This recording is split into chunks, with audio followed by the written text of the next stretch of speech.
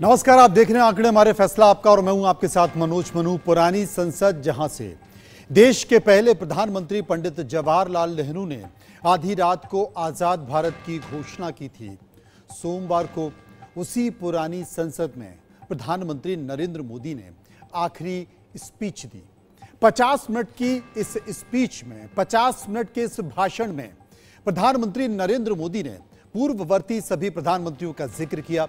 पुरानी संसद की सुनहरी यादों, बड़े फैसलों, जिसने सबसे बड़े लोकतंत्र को समय समय पर मजबूत किया, उन तमाम बातों का जिक्र भी किया। मंगलवार को लोकसभा और राज्यसभा दोनों ही की कार्रवाई नई संसद में शुरू हो रही है। ऐतिहासिक विशेष सत्र के दूसरे दिन से नई संसद की शुरुआत हो रही है। नई संसद में लोकतंत्र का नया अध्याय शुरू हो रहा है। पुरानी संसद में अपने आखिरी भाषण में प्रधानमंत्री नरेंद्र मोदी ने इंदिरा गांधी के कार्यकाल में मुक्ति संग्राम के आंदोलन का भी जिक्र किया, जो पुरानी संसद ने देखा। प्रधानमंत्री मोदी ने संसद में हुए कैश फॉर वोट से लेकर धारा 370 के हटाए जाने, one nation one tax, GST, one rank one pension, गरीबों के लिए 10% आरक्षण जैसे ऐतिहासिक फैसलों का भी जिक्र किया, जिसने लोकतंत्र को मजबूती प्रदान की। कुछ इस तरह।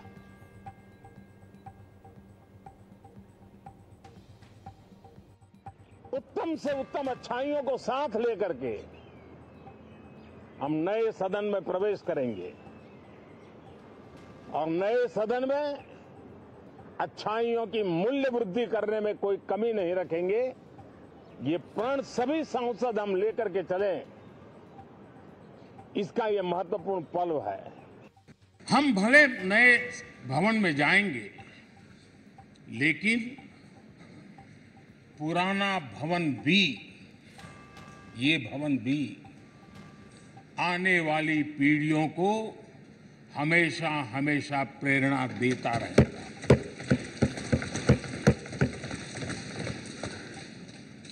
ये भारत के लोकतंत्र की स्वर्णिम यात्रा का एक महत्वपूर्ण अध्याय है। वैसे तो प्रधानमंत्री मोदी ने पुरानी संसद में अपनी आखिरी स्पीच में कई बातें कही हैं, लेकिन उनके भाषण के कुछ अहम बातों का जिक्र करना जरूरी है। प्रधानमंत्री मोदी ने कहा कि जब वो पहली बार संसद में सांसद बनकर पहुंचे तो उन्होंने संसद भवन की चौखट पर अपना शीश झुकाया, इस लोकतंत्र के मंदिर में श्रद्धा भाव के साथ प्रवेश किया। प्रधानमंत्री ने लोकतंत्र की ताकत का एहसास कराते हुए कहा कि एक गरीब और प्लेटफॉर्म पर गुजारा करने वाले बच्चे को लोकतंत्र की ताकत ने ही संसद भवन पहुंचाया। कल पुरानी संसद भवन में विदाई होने वाली, तो भावुक होना लाजमी है। प्रधानमंत्री मोदी ने इसी भावुकता को लेकर कहा है कि परिवार अगर अपना पुराना घर छोड़कर जाता है तो कई सारी यादें भी लेकर जाता है। उन यादों में खट्टे मीठे पल भी होते हैं, तो नोक-झोंक भी होती है। उन्होंने पंडित नेहरू, लाल बहादुर शास्त्री, अटल बिहारी वाजपेयी, मनमोहन सिंह जैसे प्रधानमंत्रियों का जिक्र करते हुए कहा कि आज उन सभी प्रधानमंत्रियों के परिश्रम और पुरुषार्थ की वजह से सदन समृद्ध हुआ है। नेहरू जी के गुणगान के बहाने विपक्ष पर निशाना भी साधा। उन्होंने कहा कि अब तक 7,500 से अधिक प्रतिनिधि दोनों सदनों में आ चुके हैं।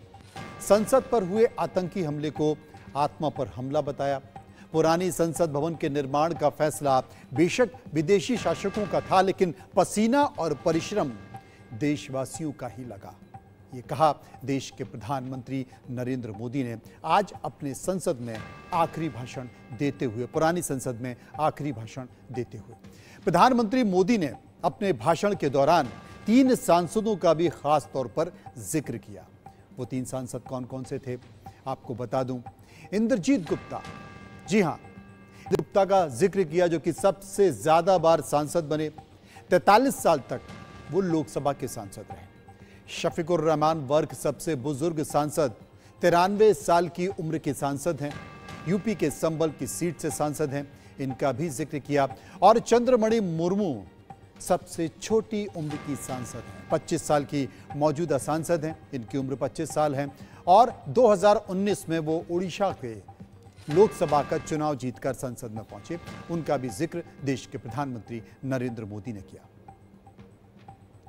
इसके बाद जब प्रधानमंत्री अपने भाषण में जिक्र कर रहे थे तमाम बातों का, संसद से जुड़ी हुई स्मृतियों का, तो उन्होंने एक ऐसे मुद्दे को भी छेड़ा जो भारत की आत्मा पर चोट था। जी हां, संसद पर हमले का भी जिक्र देश के प्रधानमंत्री नरेंद्र मोदी ने पुरानी संसद के अपने इस आखिरी भाषण में किया। किस तरीके से, देखिए। लोकतंत्र का ये सदन, आतंकी हमला हुआ,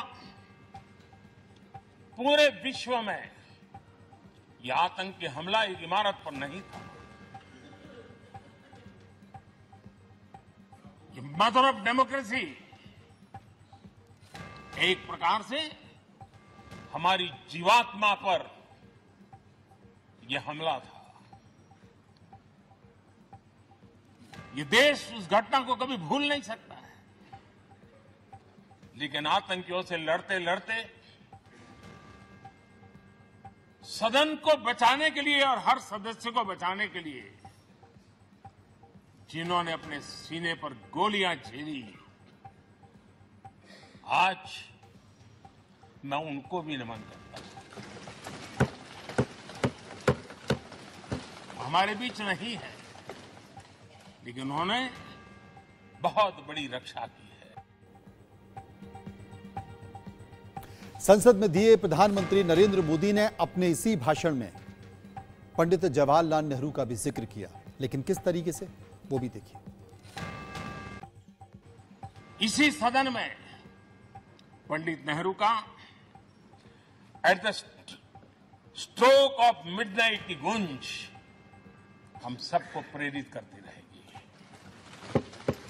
और इसी सदन में अटल जी ने कहा था, वो शब्द आज भी गूंज रहे हैं इस सदन में, सरकारें आएगी जाएगी, पार्टियां बनेगी बिगड़ेगी, लेकिन ये देश रहना चाहिए।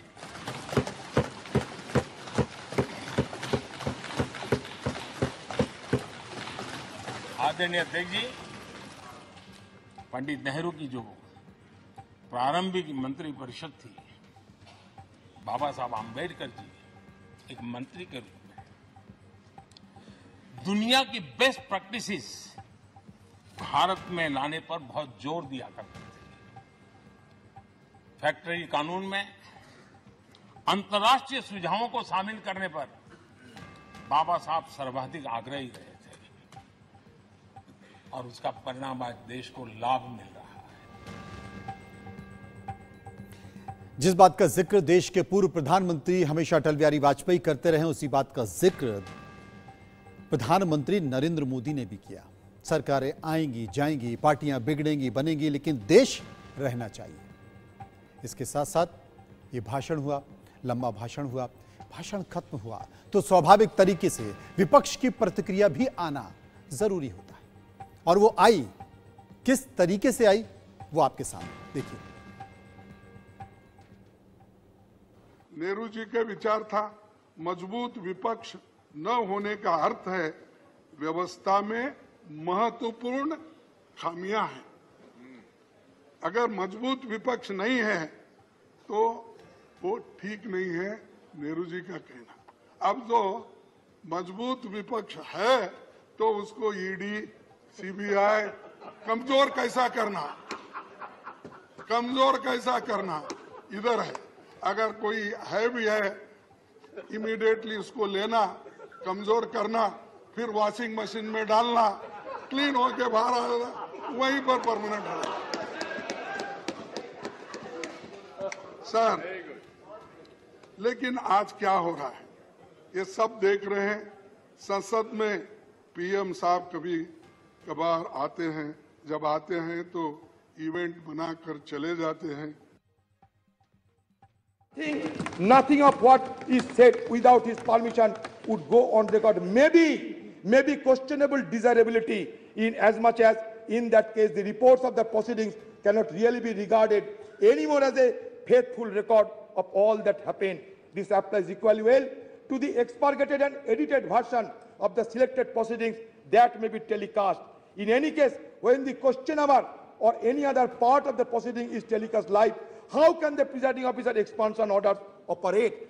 सर इसलिए हम चाहते हैं कि हमारे अधिकार को ये दे जाना चाहिए। सर हम चाहते हैं कि सदन की जो गरिमा, वो गरिमा बरकरार रही है। सर आज स्पेशल सेशन है, ये नॉर्मल सेशन है, क्या है किसी को पता नहीं।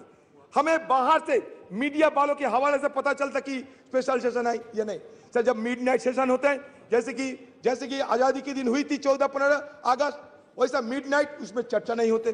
जैसे कि जीएसटी के लिए नरेंद्र मोदी जी किए थे, चर्चा नहीं होते, लेकिन बाकी स्पेशल सेशन में चर्चा होते। लेकिन इसके साथ साथ बाकी लेजिस्लेशन नहीं जा सकते। लेकिन यहाँ 8-9 सारे मुद्दे को आप शामिल किए हैं। पता नहीं इस तरीके की कैसे आप सदन को गरिमा को बरकरार रखेंगे। क्वेश्चन आवर में हमें शामिल होने का मौका नहीं है, 0 आवर उठाने का मौका नहीं है। फिर आप कहते हैं कि गणतंत्र की गरिमा को बजाय रखना चाहिए। सर ओल्ड से न्यू हम जाते हैं, ओल्ड को हम भूलना नहीं चाहते। Old is always gold. Sir there is a saying that old horse is best to ride. पता नहीं आप समझ पाए होंगे या नहीं समझ पाए होंगे, लेकिन अधीर रंजन चौधरी जो कि कांग्रेस की तरफ से लोकसभा में नेता हैं, वो इस बात का जिक्र कर रहे हैं कि एक प्रक्रिया होती है, संसद के सत्र की एक प्रक्रिया होती है, और प्रक्रिया होती है तो वो विशेष सत्र किस लिए बुलाया जाता है, बाकायदा ये बताने की कोशिश की जाती है। सर्वदलीय बैठक भी हो चुकी है, उसमें नहीं बताया गया। इसके साथ साथ जो भी तमाम सारे आर होते हैं, जैसे क्वेश्चन आर होता है, तो उसमें एक एक करके सभी को मौका दिया जाता है, लेकिन ऐसा कुछ नहीं है। संसदीय परंपराओं का निर्वहन नहीं किया जा रहा है, इसलिए हमारी इस पर आपत्ति है कि ये हो क्या रहा है। ये तमाम बातों का जिक्र किया, लेकिन एक बात, एक मुद्दा कैसे पीछे छूट जाएगा तब, जबकि पूरी राजनीतिक पार्टियों के लिए वो पूरे देश में एक बहस का मुद्दा है और उबाल का मुद्दा है, और वो मुद्दा है हिंदुत्व का। तो इस पुरानी संसद में भी जाते जाते चर्चा हिंदुत्व की हो गई, और वो चर्चा किसने की? अधीर रंजन चौधरी ने सुनी। सर बात यह है कि सर ये हिंदुइज्म की अगर बात करें, ये हिंदुइज्म क्या होते हैं? हिंदुइज्म में 4 वेद है, मिलियंस ऑफ गॉड्स है, 18 उपनिषद है, 18 उपनिषद है। Sir 6 classical school of philosophy है। सर दो एपिक है। अच्छा ठीक है, अच्छा ठीक है, अच्छा मान लिया आप अच्छा ठीक है, तो है तो that means what does it suggest? It's young nation, but certainly we can proud of old civilization. Sir, हमारे सिविलाइजेशन क्या कहते हैं? इंडिया एज ए नेशन और as a civilisation is an unending celebration of pluralism. Sir pluralism accommodates differences, and differences in turn embody, enact dissent. Sir ये हम कहना चाहते हैं, जब ये सबकी भावना को शामिल करना चाहिए। सर हम कल के लिए महत्वपूर्ण दिन है। पुरानी संसद में ये बातें चल रही हैं, पुरानी संसद को लेकर ये बयान है, और कल का सवेरा नई संसद का होगा। तो नई संसद को लेकर भी कई सारे सांसदों ने अपनी प्रतिक्रिया दी है। एक प्रतिक्रिया आपने देखी गोरखपुर के सांसद रवि किशन की, दूसरी ये प्रतिक्रिया है लहर सिंह जो कि बीजेपी के सांसद हैं। जिस तरह से कल से जो है संसद की कार्यवाही नई बिल्डिंग में, क्या पुरानी जो संसद भवन से कुछ यादें ताज़ा करना चाहेंगे, जो खट्टी मीठी यादें? देखिए मेरी बहुत यादें नहीं हैं, क्योंकि 1 वर्ष पहले ही मैं यहाँ आया हूँ, लेकिन फिर भी मैं उन गौरवशाली व्यक्तियों में हूँ जिनको ये सौभाग्य मिला है कि दोनों ही संसद में हमें बैठने का मौका मिल रहा है। और ये संसद भवन बहुत भव्य है, विशाल है, प्राचीन है, और इनमें मैं पहले भी कई बार एज ए विधायक आता रहा हूँ, तो मुझे गर्व का अनुभव ज़्यादा हो रहा है। और इस भवन को छोड़ने का मन में थोड़ा कुछ ये भी है कि जो एक विदा लेते हुए जो भाव होता है, लेकिन नए भवन में जाने का उत्साह है, और मैं निश्चित रूप से आज बहुत गर्व का महसूस कर रहा हूँ कि आज हमारे द्वारा हमारी बने हुए इस भव्य संसद भवन में हम और आदरणीय प्रधानमंत्री मोदी जी के नेतृत्व में प्रवेश करेंगे। चूंकि पूरे देश में चर्चा ये चल रही है कि संसद के विशेष सत्र में कुछ खास आ सकता है, और उसमें महिलाओं का अधिकार भी है, महिलाओं को लेकर बिल भी आ सकता है, इसलिए नई संसद पर भी एक महिला सांसद की प्रतिक्रिया जरूरी थी। तो ऐसे में सरोज पांडे, जो कि राज्यसभा सदस्य हैं बीजेपी की, उन्होंने भी अपनी प्रतिक्रिया दी। सुनिए। सरोज जी, कल से जो है नए संसद भवन में जो है शिफ्ट हो जाएगा, सारी कार्यवाही होगा। पुरानी संसद भवन से कुछ यादें जो कि साझा करना चाहेंगी इंडिया न्यूज के साथ? निश्चित तौर पर पुरानी इमारत केवल इमारत नहीं थी, ऐसे बहुत से ऐतिहासिक पलों की साक्षी है जिसने भारत देश को दिशा भी दी। हम बहुत आगे भी बढ़े, कहीं पर उतार चढ़ाव भी हमने देखा, और लेकिन इसके साथ ही इसके सामने जो नई इमारत है, ये सशक्त भारत की तस्वीर है, जो भारत आगे बढ़ रहा है, मजबूत भारत है, जिसने नए सपने देखे हैं, नए सपनों को संजोया है, और उन सपनों को सच करने की ताकत आज के भारत में है, जिसे विश्व स्वीकार करता है।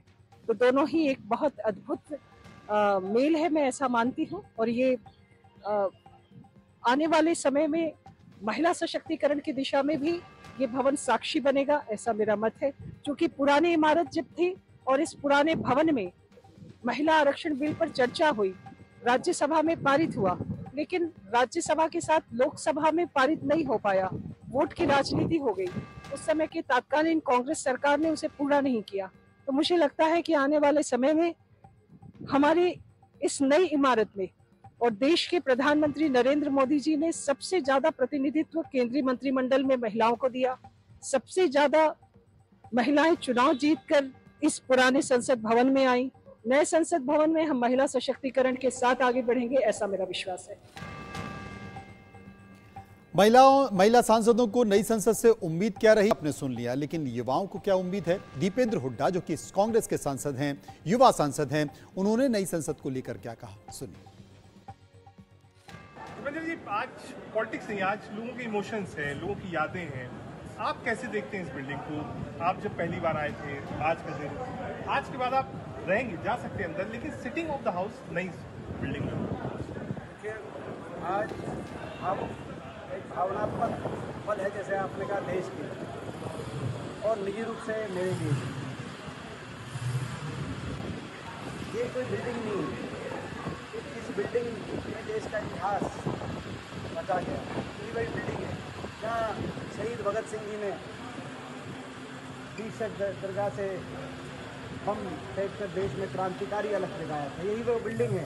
1947 की रात को 12 बजे 15 अगस्त देश जब आज़ाद हुआ तो नेहरू जी ने ट्रस्ट विद डेस्टिनी की वो ऐतिहासिक स्पीच दी थी, जिसने हिंदुस्तान के विश्व पटल पे आज़ाद भारत वर्ष का बिगुल बजाया था। यही वही वो बिल्डिंग है जहाँ संविधान बना, सेंट्रल हॉल में। आज हमारे देश के महापुरुष स्वर्गीय बाबा साहब भीमराव अंबेडकर, जवाहरलाल नेहरू, मौलाना आज़ाद, डॉक्टर राजेंद्र प्रसाद और स्वयं मेरे दादाजी स्वर्गीय चौधरी रणबीर सिंह जी, वो लोग यहाँ पर आए और सबने देश की ऐसी मजबूत आधारशिला दी, जिस आधारशिला पर आज देश दुनिया की विश्व शक्ति के रूप में उभरा है। स्वयं मेरे लिए कितना भावनात्मक पल होगा, आप सोच सकते हैं। ये कांग्रेस के सांसद दीपेंद्र हुड्डा थे। आम आदमी पार्टी के सांसद संजय सिंह की भी प्रतिक्रिया आई है, उन्होंने क्या कहा, सुनिए। हमारे साथ आप पार्टी के सांसद संजय सिंह जी हैं। संजय सिंह जी, प्रधानमंत्री ने कहा कि जो सत्र होगा, छोटा सत्र है लेकिन ऐतिहासिक। देखिए, सारे लोग चाहते हैं कि ये सत्र ऐतिहासिक हो, और विशेष सत्र बुलाया है तो विशेष बातें उसमें होनी चाहिए। लेकिन इस विशेष सत्र में आप कह रहे हैं कि हम 8 मुद्दों पे चर्चा करेंगे लेकिन बताएंगे नहीं आपको, ये कौन सी बात है? इतना छिपा के क्यों खेला जा रहा है? और मुझे तो कल की मीटिंग में ऐसा लगा कि जिस तरह से फोटो खिंचाने की बात कही गई कि सांसद लोग इकट्ठा होकर फोटो खिंचा लें, तो ये तो विदाई के वक्त होता है, जैसे स्कूल में फेयरवेल होता है, उसके पहले फोटो तो खींची जाती है। तो हो सकता है फोटो खींचने का पर्पज एक ये भी हो कि सरकार चुनाव में जाने की घोषणा कर दे। दूसरी बात यह है कि ये दोनों सदन, हमारे देश के सर्वोच्च सदन राज्यसभा लोकसभा, ये बहुत सारे ऐतिहासिक, तमाम महापुरुष नए सदन में बड़े दिल के साथ नई शुरुआत प्रधानमंत्री जी को करनी चाहिए। और आज प्रधानमंत्री ने ये भी कहा, उन्होंने बोला कि रोने धोने की जरूरत नहीं है। तो कि भारत के इतिहास में सबसे ज्यादा रोने धोने वाले प्रधानमंत्री नरेंद्र मोदी हैं। Rakesh Kumar Singh, India news, Delhi. तो देश के हर राजनीतिक पार्टी के करीब करीब सभी जनप्रतिनिधियों की आपने बातों को सुन लिया, सभी सांसदों को सुन लिया कि वो पुरानी संसद और नई संसद को लेकर क्या प्रतिक्रिया रख रहे हैं। लेकिन संसद भवन की चर्चा हो रही है तो उसको लेकर इंडिया न्यूज ने एक सर्वे कराया। सर्वे आज ही का है और इसका सैंपल साइज 519 है। सर्वे में कुछ सवाल हमने लोगों से पूछे हैं, जनता से पूछे हैं। उन सवालों का जिक्र मैं आपके सामने करता हूं कि उनकी इस पर क्या प्रतिक्रिया रही है। सबसे पहला सवाल कि पुराने संसद भवन का सबसे गौरवमयी पल आप किसे मानते हैं? आजादी के बाद पंडित जवाहरलाल नेहरू का ऐतिहासिक भाषण, राय निकल कर आई 7.43%।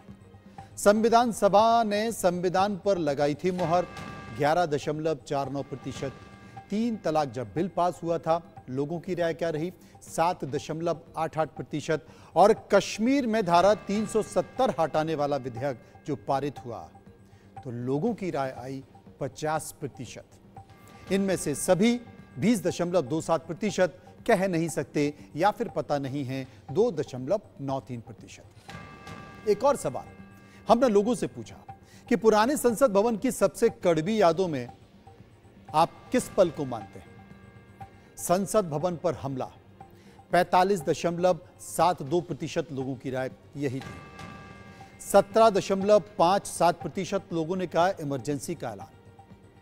3.38% लोगों ने कहा शाह बानो प्रकरण में द मुस्लिम वुमेन एक्ट और 3.83% ने कहा कैश फॉर वोट कांड।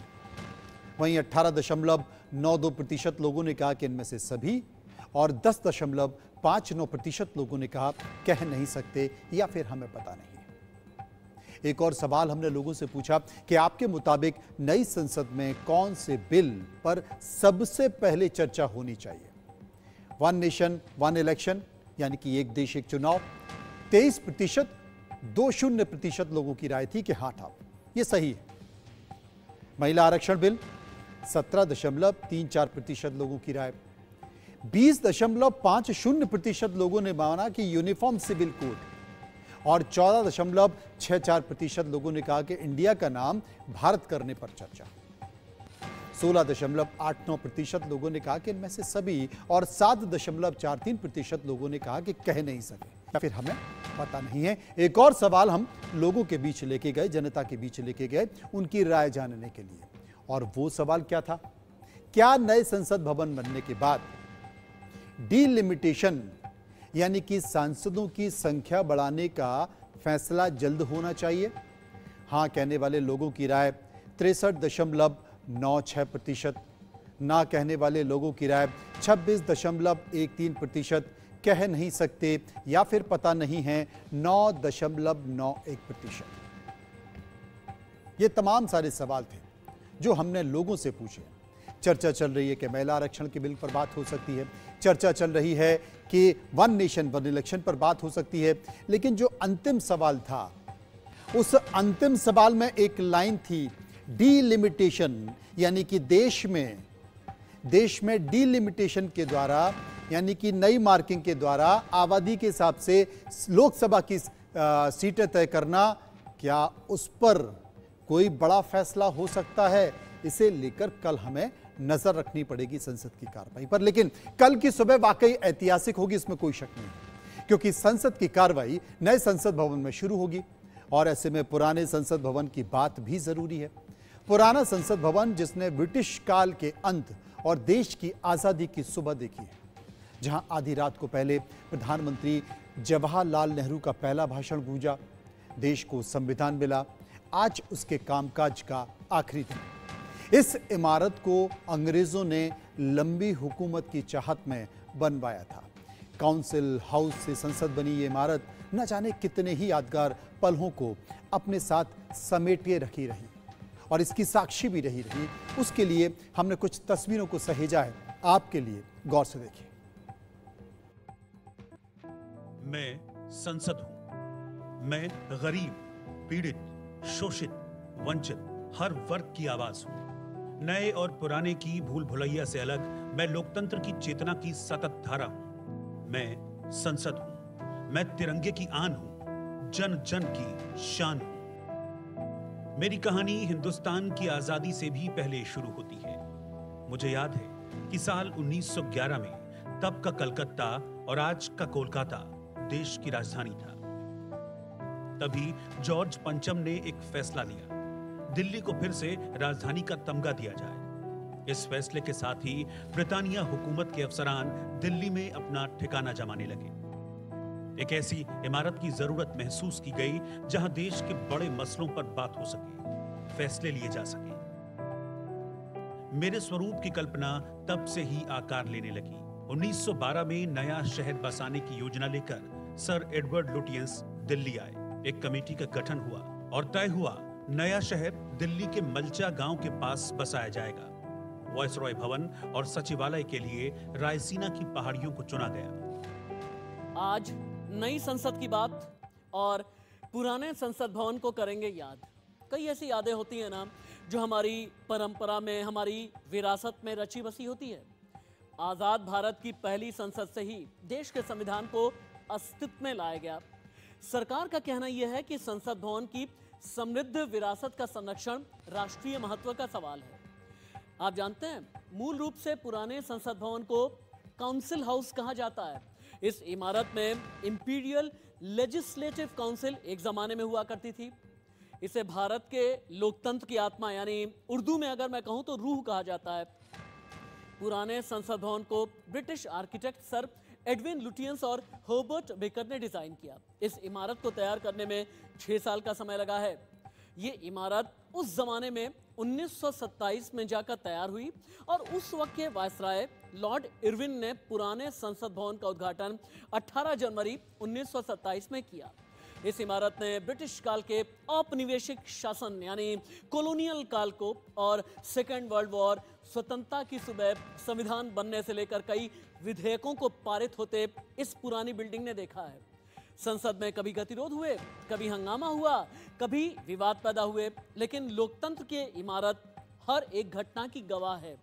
ब्रिटिश सरकार ने जब साल 1911 में राजधानी कोलकाता से दिल्ली स्थानांतरित की, उस समय नई दिल्ली के रायसीना हिल क्षेत्र में इसका निर्माण शुरू हुआ था और अब ये इतिहास है। शुरुआत में दिल्ली के नक्शे में मेरे लिए कोई जगह तय नहीं थी। अब तक जिस गोलाकार इमारत को आप संसद के तौर पर देखते आए हैं, उसके डिजाइन को लेकर लुटियंस और बेकर में मतभेद हो गए। बेकर जीते और गोलाकार प्रारूप को मंजूरी मिल गई। नींव पड़ी और पूरी इमारत को शक्ल लेने में करीब 6 साल का वक्त लगा। तब रुपए का मोल बहुत था। सरकारी बही खाते में दर्ज हिसाब को सच माने तो मुझे बनाने में करीब 85 लाख रुपए खर्च हुए। आज की पीढ़ी के लिए यकीन करना भी मुश्किल होगा, क्योंकि आज तो करोड़ रुपए का फ्लैट भी आपको रास नहीं आता। उस वक्त मेरा नाम काउंसिल हाउस था। मुझे याद है वो 18 जनवरी 1927 का दिन, जब लॉर्ड इरविन अपनी शाही बग्घी में सवार होकर विजय चौक आए। मेरी जिस गोलाकार इमारत को आप देखते हैं, उसे सर हर्बर्ट बेकर ने डिजाइन किया था और उन्होंने ही उस दिन एक कार्यक्रम में लॉर्ड इरविन को सोने की चाबी सौंपी थी। उस चाबी से काउंसिल हाउस का दरवाजा खोला गया था। कांग्रेस अध्यक्ष मोतीलाल नेहरू समेत कांग्रेस के कई नेता और पटियाला के राजा जैसी दिग्गज हस्तियां इन पलों की गवाह बनी। तब का काउंसिल हाउस भारत के आजाद होने के बाद भारतीय लोकतंत्र के मंदिर में तब्दील हो गया। Connected with the freedom of my own country, and in later years, I have had the privilege of coming here in a different capacity. 14-15 अगस्त 1947 की आधी रात को जवाहरलाल नेहरू ने इसी इमारत के सेंट्रल हॉल से वो ऐलान किया था, जिसके बाद मुल्क में आजादी का जश्न शुरू हो गया। Since that period, half a century ago, I have been engaged in many activities connected with the freedom of my own country, and in later years, I have had the privilege of coming here in a different capacity. The last few years have witnessed great changes in India. Our people and government, over which I have the honor to preside, have adventured in the fields of economic and political development and in the promotion of our fraternal relations with confidence in ourselves and with the awareness that in cooperation and friendship lies our देश के best करोड़ों security. लोगों के साथ मेरी रगों में भी आजादी का एहसास दौड़ने लगा। मैं संसद हूं। मुझे याद है उस वक्त लाखों लोगों के मन में भविष्य को लेकर आशंकाएं थी, मगर जोश भरपूर था। आजादी की हवा में सांस लेने का रोमांच अनूठा था। लाखों लोग जाग रहे थे। मुझे याद है उस रात खुशी के मारे बादलों का सब्र भी जवाब दे गया। आधी रात को बूंदें टपकने लगी। मन और तन दोनों आजादी की खुशियों से सराबोर हो गया। संयोग से जब हिंदुस्तान आजाद हुआ तो दिल्ली के आसमान में इंद्रधनुष खिला हुआ था। मैंने देखा है वो नजारा। मैंने देखा है मेरे भारत के लोगों का इंद्रधनुषी सपना। मैंने देखे हैं वो सातों रंग जिन्होंने हमें नई उमंग से भर दिया। 75 साल के सफर के बाद भी उन पलों को याद कर मन उमंग से भर उठता है। मैं संसद हूं। मैं न जाने कितनी ही कहानियों की गवाह हूं। मेरे अंदर हजारों अफसाने दर्ज हैं। आजादी के तराने हैं और किस्से बहुत पुराने हैं। लेकिन वक्त अब कदम दर कदम आगे बढ़ने का है। नेताजी के उस गीत को गुनगुनाने का है जो हमें हमेशा देश के लिए मर मिटने का हौसला देता है। कदम कदम बढ़ाए जा, वतन के गीत गाए जा। Bureau report, India news. उधर पुराने संसद भवन के इतिहास के पन्नों को पलटेंगे तो आप तमाम सारे फैसले देखेंगे जिसने देश की दिशा बदल दी है। आर्टिकल 370 को खत्म करने का ऐतिहासिक फैसला हो या फिर जीएसटी की घोषणा, न जाने ऐसे कितने बड़े फैसले इस संसद भवन ने अपनी आंखों से देखे।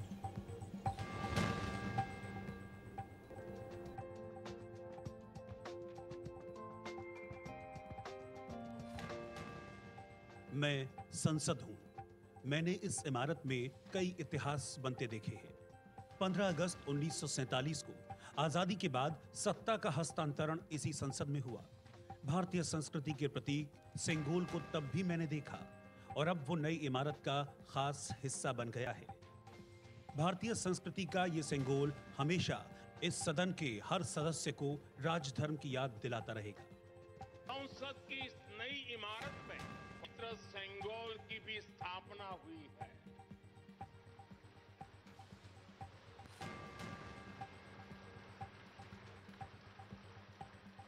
महान चोल साम्राज्य में सेंगोल को कर्तव्य पथ का, सेवा पथ का, राष्ट्र पथ का प्रतीक माना जाता है। मैंने इसी संसद में राजेंद्र बाबू को देखा। मैंने इसी भवन में बाबा साहब अंबेडकर की अगुवाई में देश का संविधान बनते देखा। संविधान सभा के सदस्यों ने कैसे गांधी के जंतर की तरह भारत के सबसे कमजोर इंसान की फिक्र की, उसे सशक्त करने वाला संविधान बनाया। वो भी क्या दौर था। विद्वानों की टोली यहां बैठकर एक बात पर बहस किया करती थी। मतभेद भले ही थे, लेकिन मनभेद वाला अंदाज नहीं दिखता था। 15वीं लोकसभा में एक बहस के दौरान मनमोहन सिंह ने बीजेपी पर निशाना साधा। तब प्रधानमंत्री मनमोहन सिंह हुआ करते थे। निशाना साधते हुए मिर्जा गालिब का बड़ा मशहूर सा शेर पढ़ा मनमोहन सिंह ने। ये शेर इसके बोल हैं, हमको उनसे वफा की है उम्मीद, हमको उनसे वफा की है उम्मीद, जो नहीं जानते वफा क्या है। इसके जवाब में स्वर्गीय सुषमा स्वराज ने कहा, अगर शेर का जवाब दूसरे शेर से नहीं दिया जाए तो ऋण यानी उधार बाकी रह जाएगा। इसके बाद उन्होंने बशीर बद्र की मशहूर रचना पढ़ी जिसके बोल थे, कुछ तो मजबूरियां रही होंगी, यूं ही कोई बेवफा नहीं होता। इसके बाद सुषमा ने दूसरा शेर भी पढ़ा, तुम्हें वफा याद नहीं, हमें जफा याद नहीं, जिंदगी और मौत के दो ही तराने हैं, एक तुम्हें याद नहीं, एक हमें याद नहीं। सुषमा स्वराज के शेर के बाद सदन में मौजूद जितने भी मेंबर नहीं पाए। इसी तरह फिर साल 2011 आया जब दोनों नेता आमने सामने हुए। मनमोहन सिंह ने इकबाल के एक शेर को पढ़ा, माना कि तेरी दीद के काबिल नहीं हूं मैं, तू मेरा शौक देख, मेरा इंतजार देख। इस पर भी सुषमा ने जवाबी हमला किया, कहा न इधर उधर की तू बात कर, ये बता कि काफिला क्यों लुटा, हमें रहजनों से गिला नहीं, तेरी रहबरी का सवाल है। मैंने इसी सदस्य में नए राज्यों के गठन का सिलसिला भी देखा। भाषा और संस्कृति के आधार पर नए राज्य बने। यहीं सिक्किम, नागालैंड, मणिपुर, मिजोरम, उत्तराखंड, झारखंड और छत्तीसगढ़ जैसे राज्य बने।